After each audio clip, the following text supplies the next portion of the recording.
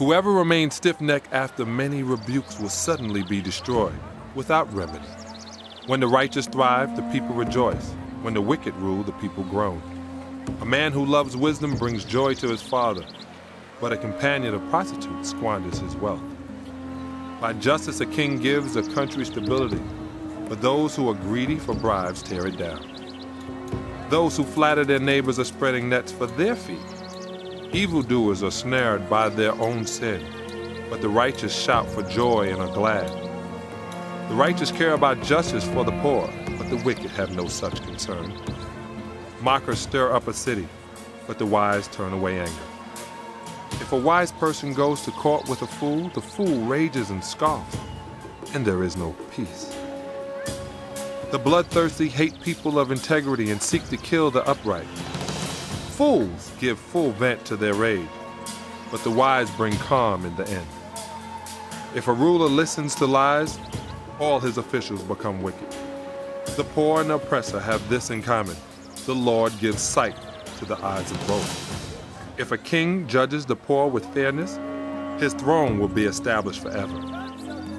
A rod and a reprimand impart wisdom, but children left to themselves disgrace their mother. When the wicked thrive, so does sin, but the righteous will see their downfall. Discipline your children, and they will give you peace. They will bring you the delights you desire. Where there is no revelation, people cast off restraint, but blessed are those who heed wisdom's instruction. Servants cannot be corrected by mere words. Though they understand, they will not respond. Do you see someone who speaks in haste? There is more hope for a fool than for them. A servant pampered from youth would turn out to be insolent. An angry person stirs up dissension, and a hot-tempered person commits many sins. Pride brings a person low, but the lowly in spirit gain honor. The accomplices of thieves are their own enemies. They are put under oath and dare not testify. To fear anyone will prove to be a snare, but whoever trusts in the Lord is kept safe. Many seek an audience with a ruler, but it is from the Lord that one gets justice. The righteous detest the dishonest, the wicked detest the upright. The sayings of Agur, son of Jacob, an inspired utterance. This man's utterance to Ithiel. I am weary, God, but I can prevail. Surely I am only a brute, not a man. I do not have human understanding. I have not learned wisdom, nor have I attained to the knowledge of the Holy One. Who has gone up to heaven and come down? Whose hands have gathered up the wind? Who has wrapped up the waters in a cloak? Who has established all the ends of the earth? What is his name, and what is the name of his son? Surely you know. Every word of God is flawless. He is a shield to those who take refuge in him. Do not add to his words, or he will rebuke you and prove you a liar. 2 things I ask of you, Lord. Do not refuse me before I die. Keep falsehood and lies far from me. Give me neither poverty nor riches, but give me only my daily bread. Otherwise I may have too much and disown you and say, "Who is the Lord?" Or I may become poor and steal and so dishonor the name of my God.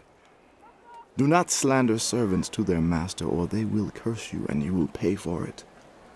There are those who curse their fathers and do not bless their mothers, those who are pure in their own eyes and yet are not cleansed of their filth, those whose eyes are ever so haughty, whose glances are so disdainful, those whose teeth are swords and whose jaws are set with knives to devour the poor from the earth and the needy from among humankind. The leech has 2 daughters. Give! Give! They cry.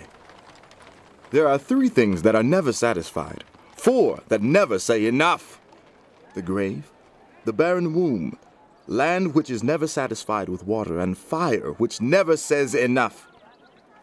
The eye that mocks a father, that scorns an aged mother, will be pecked out by the ravens of the valley, will be eaten by the vultures. There are 3 things that are too amazing for me, 4 that I do not understand: the way of an eagle in the sky, the way of a snake on a rock, the way of a ship on the high seas, and the way of a man with a young woman. This is the way of an adulterous woman. She eats and wipes her mouth and says, I've done nothing wrong. Under 3 things the earth trembles, under 4 it cannot bear up. A servant who becomes king, a godless fool who gets plenty to eat, a contemptible woman who gets married, and a servant who displaces her mistress. 4 things on earth are small, yet they are extremely wise. Ants are creatures of little strength, yet they store up their food in the summer.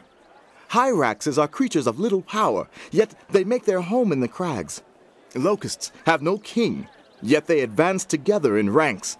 A lizard can be caught with the hand, yet it is found in kings' palaces. There are 3 things that are stately in their stride, 4 that move with stately bearing. A lion, mighty among beasts, who retreats before nothing.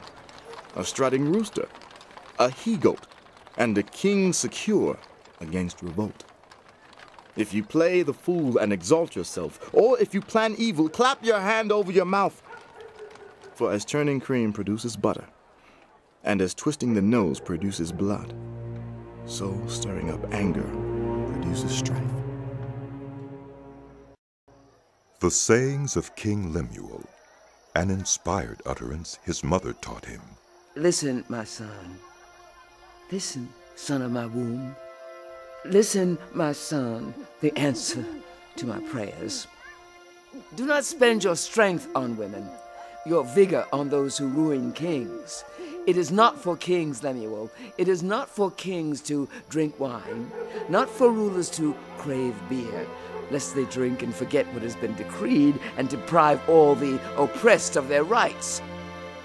Let beer be for those who are perishing, wine for those who are in anguish.